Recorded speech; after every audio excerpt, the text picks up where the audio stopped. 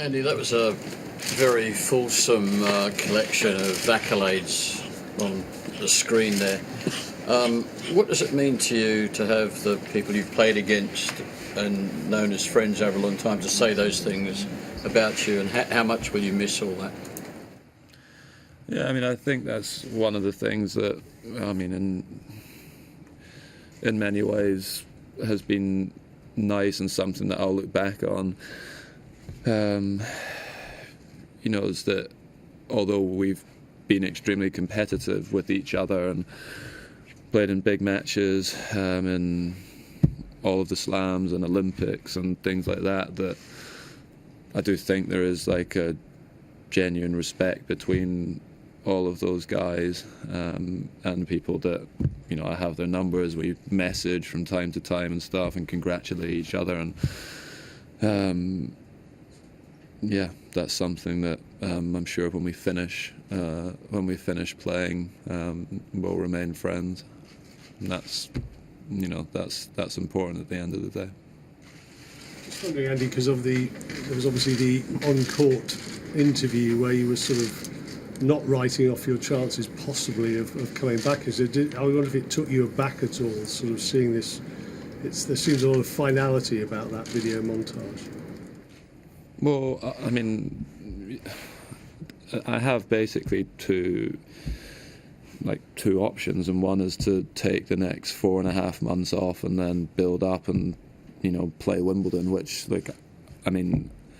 although tonight was not comfortable in terms of my hip, and at the end, I'm really struggling. I can't walk properly at all just now. I could play another match, but if I want to try and play again, and I want to improve my quality of life, because even if I take 4 months off, I still can't walk. I'm still in doing just basic day-to-day things.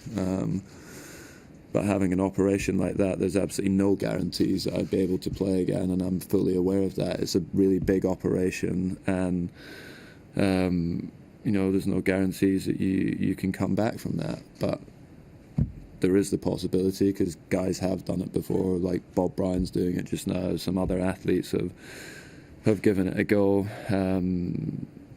But there's, like I said, there's no guarantees, and that's kind of the decision that I have to make, that possibility of not having one more match by having the operation.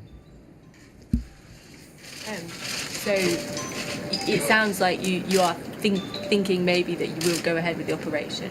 Have you kind of made up your mind, or how long will you take to make up your mind? I'll probably decide in the next week or so.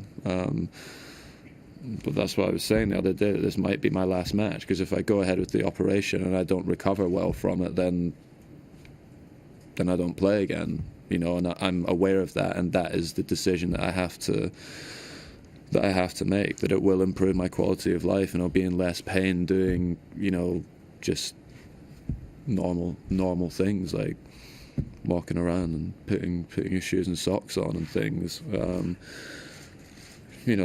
Just now, going to walk my dogs or playing, football with my friends is like the worst thing I could think of doing. I hate it because it's so sore and it's uncomfortable. And waiting another 5 or 6 months to do something like that is, it's just another, period of where I'm really uncomfortable. So, yeah, I just don't really know yet. But if today was my last match, look, it was a brilliant way, to to finish as well, and that's something that, I'll probably take into consideration as well, because, it was an amazing atmosphere. I literally gave everything that I had on the court, fought as best I can, and performed a lot better than what I should have done with the amount I've been able to practice and train and whatever. So I'd be okay with that being my last match. And what would you want your tennis legacy to be?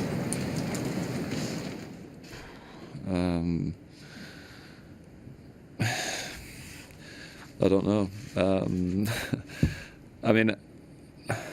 Yeah, I mean, I don't know what it will be, but I know that I did give my best, like, to the sport. Like, I tried as hard as I could. I practiced hard. I trained hard, and probably too hard, you know, at certain stages in my career, and that was, you know, something that I would change and do differently if I could go back. But yeah, I mean, I don't know.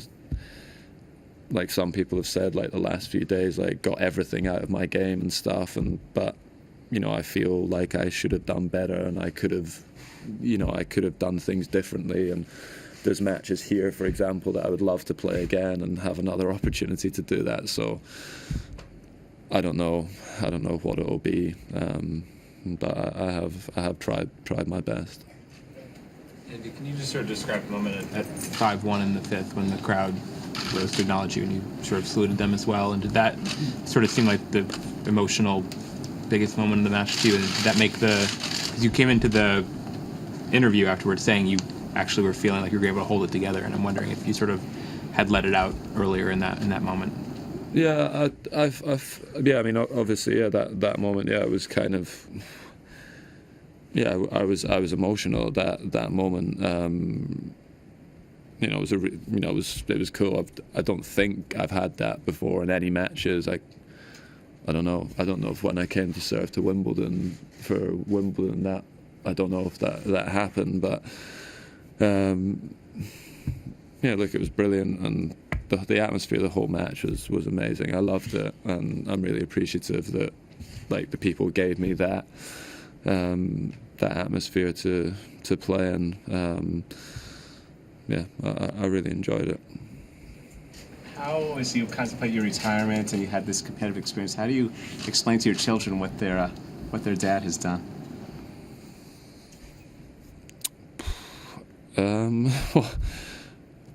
I don't know. I mean, I just tell them that I played sports. I mean, my eldest daughter will soon hopefully be starting to play some sports, and you know, I can have a proper conversation and stuff with her already. So I'm sure soon enough she'll understand. But that, you know, that's one of the things that I said, like, that I wanted to be able to do. Like, I would like my daughters to come and watch me play a tennis match and hopefully, you know, understand what's happening before I finish. But, you know, I'm aware that probably isn't going to happen now, so I'm a bit sad about that.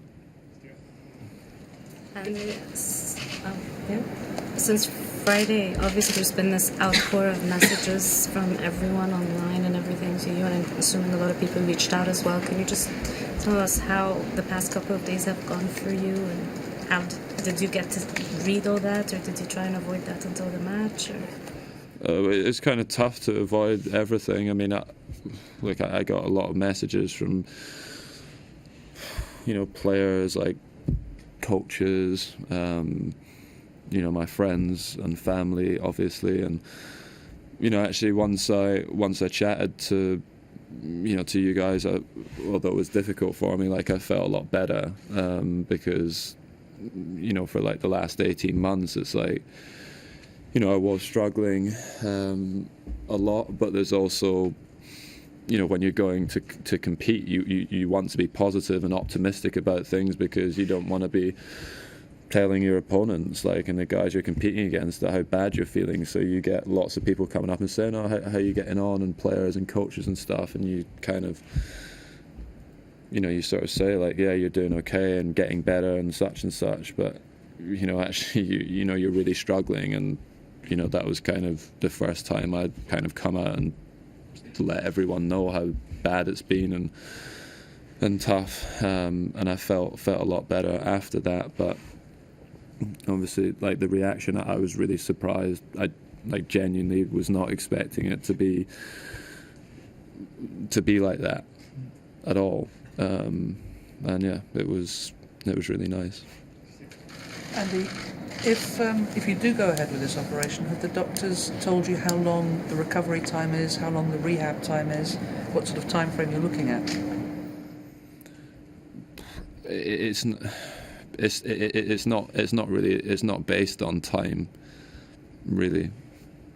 you sort of, the reason for having, like I said the other day, the reason for having the operation first and foremost is to improve your quality of life, and you have to allow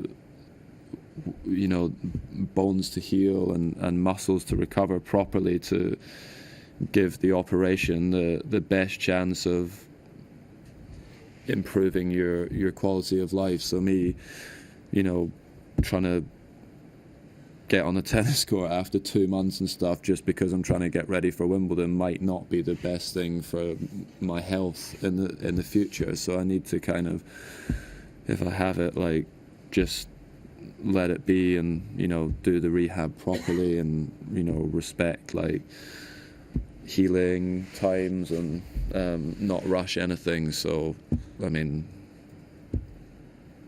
I don't know exactly how long it would be. Andy, you said the other day you felt a bit helpless when you were playing on Thursday against Novak, but tonight you played a pretty good level. What was the reason for the difference in those two levels, do you think? I was really nervous in the practice with Novak. I don't know why exactly. Maybe because he's someone that obviously I respect a lot and have competed against here many times, and I know that I'm not the same player as what I was, and also there's a little bit of me that in every practice and every match that I've played in the last kind of year or so, like, I'm holding back because I don't want to hurt my hip more, because let's say in my practice with Novak, if I fly around the court and my hip's really sore the next day, it maybe means I can't play the tournament here. So I'm always holding back. But today I knew that it was potentially the last match that I play. I don't care if I damage my hip anymore in the match, so it's a bit easier to deal with the pain, because I know that I don't have to hit balls tomorrow, and that, if I'm really sore, I've been dealing with it a long time. I'll deal with it a few more days. It's not a big deal, so it's a little bit easier to deal with the pain today, knowing that I'm not going to play another match for at least 5 months, or maybe not again. So that helped. And the Australian fans, how would you, if this is it, how would you describe your journey with them? Obviously, the Wimbledon fans will hold a special place in your heart, but how do you reflect on your time with the Australian tennis fan? Yeah, like I said, I've said it in a bunch of interviews and like on court, like I've genuinely loved playing here. Like, the fans love tennis first and foremost. I think they're very knowledgeable about the game. They support really well and have created some amazing atmospheres for me and lots of the other players to play in. So, I've had brilliant support here always when I've played. There's also a lot of Brits that live here too, so it's been really cool to play here over the years. And obviously tonight was the most special match that I played, even though it was the first round of the tournament and I lost. I certainly won't forget tonight, that's for sure. Andy, you're known for your great will and your ferocity in your training blocks and your workouts. In some ways, do you think you may have overdone it, and do you have some regrets about that? Could you just talk about that topic? Yeah, and there's certain times as well where I would have done too much, and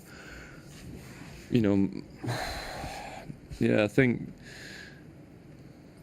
it's a difficult one, because once you start training a certain way and you have success doing it that way, it's easy to think that that's what's giving you success, because you're training in a certain way and your results improve and such. But actually, for sure I would have been okay if I'd played a little bit less and taken a few more days off and spent a bit more time resting as well. And that's again, like right now is something that frustrates me because of the situation that I'm in, and I wish I'd done things a little bit differently at times. you know, and it's also been a flaw of mine. Like some people might say, oh, you know, it is a, you know, positive thing that Andy worked really, really hard and you know, such and such, and trained hard. But you know, I also often didn't stop myself when, you know, I was being told to do things. I should have sometimes said, like, no, I'm not doing that today, or no, I don't want to train today, or I'm sore, I need a day off. I didn't do that. I would always just kind of go along with what I was being told, and that was a mistake. And just two things. Have you talked to Bob Ryan about the surgery and stuff like that? And if you do decide to go on with the surgery, have you decided where you'll have it done? I assume you won't be able to move for a while. Yeah, I've spoken to him a lot. It's actually since started before the grass season last year. I started talking to him because he'd obviously had the problems with his hip, and I'd started having my issues, like from the French Open.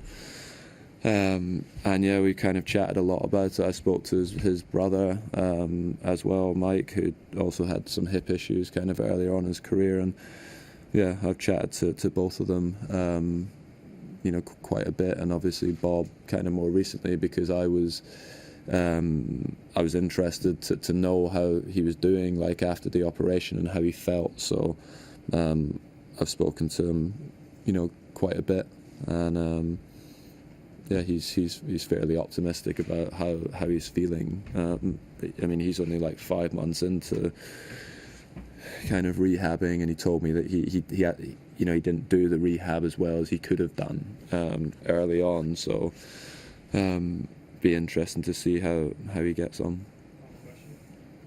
Did you take any painkillers before? Yeah. You did. Well, I had 2 paracetamol before the match. Yeah. No, I didn't. Thank you, everyone. Well done, mate. Thanks. Cheers.